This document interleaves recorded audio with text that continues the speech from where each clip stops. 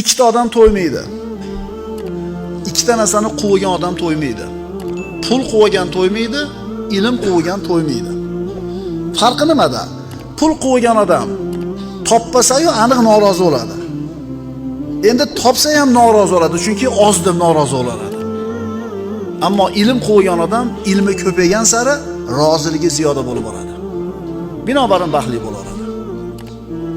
Alloh azza va jalla o'zi bilgan yo'l bilan jasadni nafsga bog'lab qo'ydi.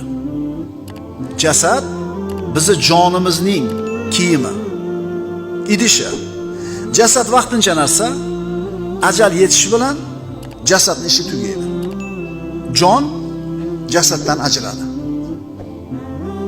Inson o'zining nafsining ishiga e'tiborsiz bo'ladigan bo'lsa, faqatgina jasadining tarbiyasi bilan, uning huzur halovati bilan shug'ullanadigan bo'lsa, bu haqiqiy ziyonkor bo'ladi.